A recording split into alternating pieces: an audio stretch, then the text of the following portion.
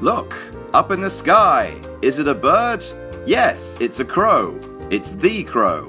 It's a man who's been ripping off the Crow for 20 years. Sting, the Stinger, the man called Sting, the icon, has had a difficult run in WWE. He lost at WrestleMania, then he injured his neck in a match with Seth Rollins at Night of Champions, so much so that he had to retire from active competition.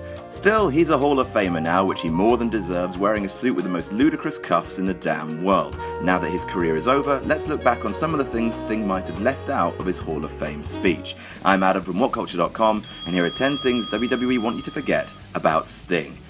Number 10, his entire WWE run. Oh dear, he wrestled 4 matches, won 2 on Raw, lost 2 on pay-per-view. I'm sure they had big plans for WrestleMania 32 and he might have picked up the big stage win that everyone felt he deserved, but that's not happening now. I mean, at least he's got a DQ singles win over the Big Show. Hooray!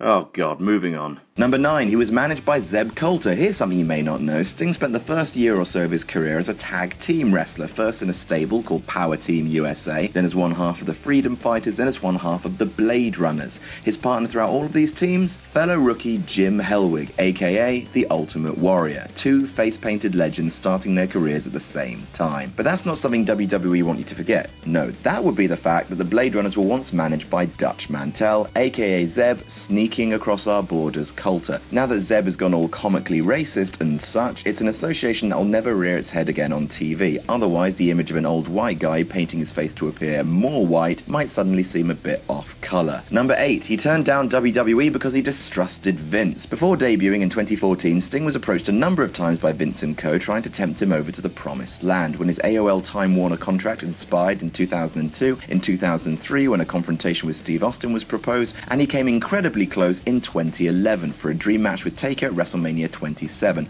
All fell through, and in interviews, Sting has often attributed this to not trusting the company and the way they've handled WCW talent in the past. Way back in 2001, Sting saw a promo The Rock cut on Booker T, pretending not to know who he was, dismissing all of his accomplishments, and that resonated with the Stinger, not trusting Vince to treat his career with respect. Then he signed with the company and lost his first match in an overbooked finish that showed WWE beating WCW once and for all. So maybe he was right. Number 7, he's already in a Hall of Fame. Whenever trying to negotiate Sting to joining the company, you have to know that one of the biggest carrots on WWE's stick was the Hall of Fame, which is a damn prestigious hall despite having the bushwhackers in it. It's so prestigious that WWE will do anything humanly possible to scrub from your minds with bleach the fact that Sting is already in a Hall of Fame. He's in the TNA Hall of Fame. He was the first person in the TNA Hall of Fame. Ouch. Number 6, that match with Jeff Hardy. Remember when I said that Sting ended up turning down a match with Undertaker at WrestleMania 27? Well, what did Sting end up doing in March of that year instead? He wrestled Jeff Hardy in one of the most embarrassing matches of all time. It's pretty famous, but for those who don't know, at TNA's Victory Road pay-per-view in 2011, Sting was set to fight Hardy in the main event for the TNA Heavyweight Championship. Jeff Hardy emerged first, obviously high off his nut, staggering and swaying down the ramp. Then came Sting, and as Sting entered the ring, held up the X symbol with his arm, signaling to the back that something is seriously wrong. Eric Bischoff came out under the pretext of adding a no DQ stipulation whilst whispering to the men the new plan of action, i.e. Sting, for the love of all that's holy, just pin this guy. The match itself lasted just over a minute, with Sting hitting the death drop, forcing Jeff Hardy into a pin and then staring him down, clearly furious. This was the main event of a pay-per-view and the fans ended the night chanting BS. Sting looked back and said, "I agree!" Number 5, he once delivered the worst chair shot of all time. Look at this goddamn thing.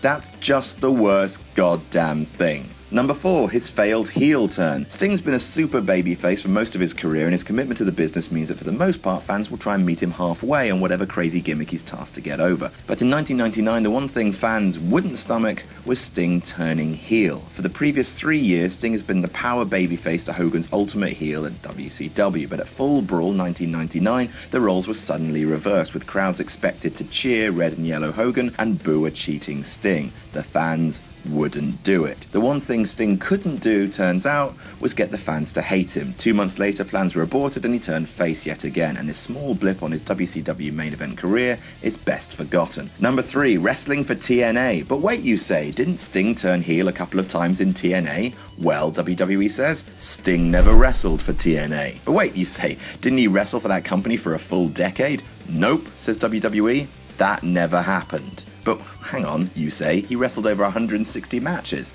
No, said WWE, Sting was sleeping. That's all, he was just sleeping. You say, come on now, WWE, let's be grown-ups. No, no, no, says WWE. WCW ended, Sting took a nap, a little nap in his nest, then he woke up 10 years later and decided to come work for us. That's what happened, the end. Okay, WWE, whatever you say.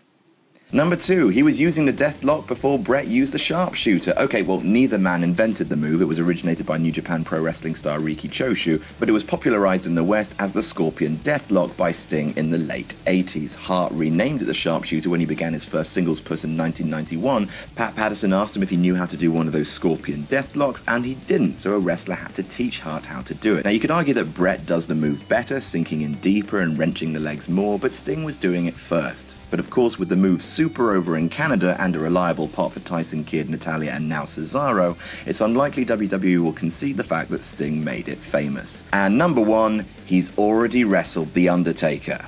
Yep. What some fans would call the dream match of dream matches, Sting versus The Undertaker, Phenom versus The Icon. Could it ever happen? Will it ever happen? It has already happened. In September 1990, Taker, going by his then name Mean Mark Callis, challenged Sting unsuccessfully for his NWA heavyweight title at the Greensboro Coliseum in North Carolina. It was a mere 2 months before Mean Mark would join the WWF and take on a gimmick that would change his career forever. No video of the match exists, so here's an artist's rendering of the titanic matchup. Oh, I'm defeated.